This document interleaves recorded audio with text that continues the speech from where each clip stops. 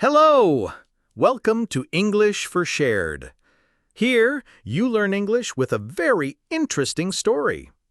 Don't forget to subscribe, like, and comment. Let's go! Strange love. These things happened to me almost 7 years ago. I lived in a city, but it was hot in the summer. I wanted to see the interior of the country. I wanted to see new places. I wanted to walk in the forest and see green trees. I wanted to see the rivers and lakes. So, I decided to go out and travel. I had a red car, and I also had a map. I also had a little money. I drove all night into the countryside. I was happy in my car. In the morning, I arrived at a different place. The place was very beautiful.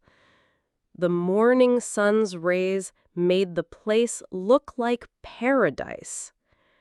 The sun was hot, and the sky was blue.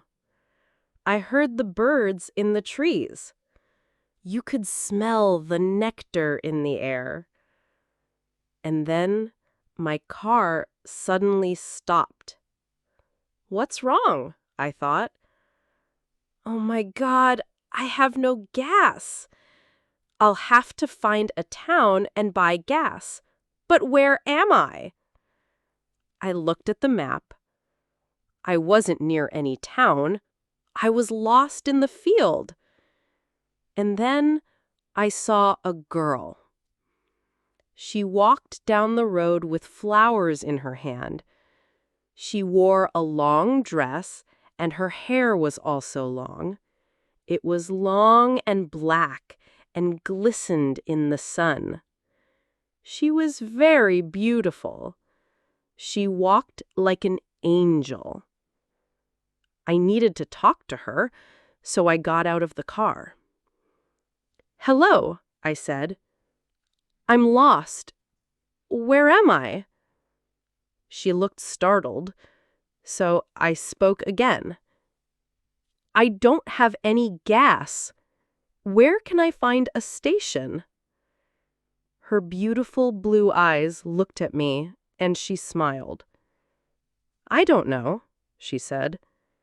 She was a very pretty girl, I thought.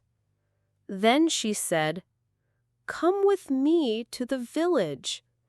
Maybe we can help you." I went with her. We walked a lot. When I looked at the map, I realized that there was no village nearby. I thought, maybe it's a very small village. After almost an hour of walking, we arrived at the village. The village was old, but very beautiful. It was all surrounded by a fine mist. The houses were humble. They were painted black and white and very small. There were many animals. The smell of burning wood was very strong. The girl stopped in front of a house and smiled at me. "Please, come in," she said. I went in. The house was very clean, but it was also strange. There was a fire and some food on the table. There were also baskets with lots of fruit on the table. Then I felt hungry. How strange, I thought. They cook the food on a wood fire? Maybe they don't have much money. I met her father and mother, and I liked them. They were nice people, but their clothes were weird. His habits were also strange. "Sit down," said the old man. "Are you thirsty after the walk?" He gave me a drink, and I said, "Thank you." But the drink was also strange. It was dark brown and very strong. I didn't understand, but I was happy there. The village had an atmosphere of peace and tranquility. I was feeling good and safe. I asked about gasoline, but the old man didn't understand. "Gasoline?" he asked. "What's that?" This is strange, I thought.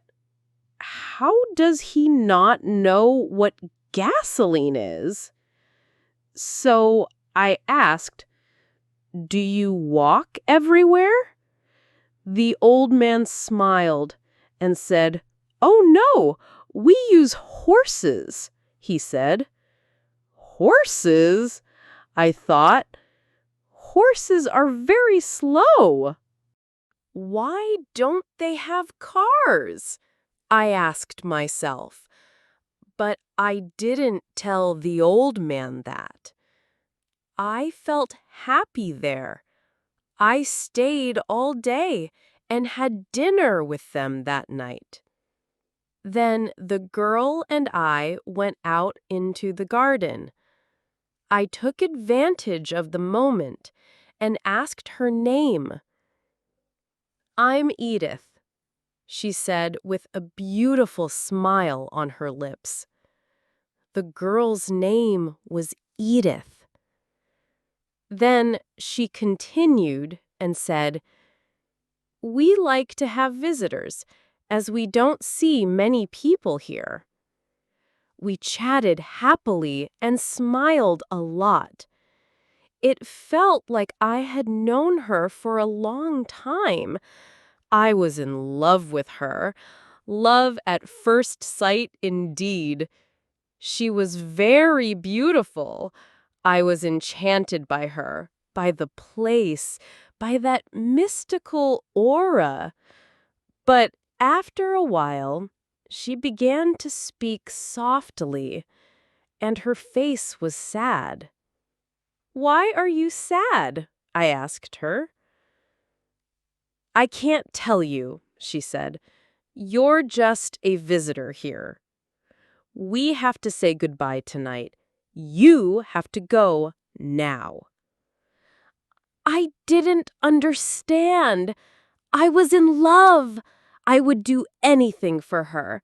I wanted to help her, but she wouldn't let him. Why did I have to go? And again, Edith said in a sad voice, "You have to go. Now. It's dangerous here." So I said, "I'll go to the next town and get some gas. I'll be back later." She didn't say anything. I remember her sad look as she stared at me. "I love you, Edith, and I will come back to you. You won't stop me." She said goodbye to me at the door. Her face was very sad, and I was sad too. I didn't want to go. It was midnight. The night was very dark, but I walked and walked. I was very tired when I saw the lights of a city. I found some gasoline and asked the name of the village I had just been to. But the man in the garage gave me a strange look. "What village?" he asked. I told him about the village. I told him about the old houses and the people in strange clothes. Again, he gave me a strange look. He thought, and then said, "There was a village there, but now it is gone. There are strange stories about it." "What do people say most about this?" I asked. He didn't want to tell me, but then he said, "There was a big fire in the village. Everyone died. There are no more people or houses there now." "How did this happen?" I asked. "And why?" "It's a very old legend. Oliver Cromwell killed them," he said. "He was angry with the villagers because they helped the king in the war. That war happened 300 years ago." I couldn't speak. I was stunned by it all. Then I remembered the strange clothes, the long hair, the food, the fire, and the old houses. And I also remembered the horses. "But I don't understand," I cried. "I saw the people and the village. I spoke to some people there." The man glanced at me quickly and then spoke. "There is an interesting story about the village. For one day, every 10 years, the village lives again, but only for one day. Then he leaves again for another 10 years. On this day, you can find the village, but you have to leave before, or you will never leave again." Could this be right? I thought. Maybe that's why Edith said I would have to go. She loved me, for she said, "We have to say goodbye." She was scared for me. Now I understand, I thought. I returned to the village, but she was not there. I searched several times, but couldn't find her. I only saw flowers and trees. I only heard the sound of birds and the wind. I was very sad. I sat on the floor and cried. I will never forget that day. I remember Edith and will always love her. Now, I just have to wait a little longer. The village will reappear again, according to legend. On the right day, I will return. I will find you again, my long black-haired love. And this time, I won't leave. I'll stay with her. I will stay forever with my love.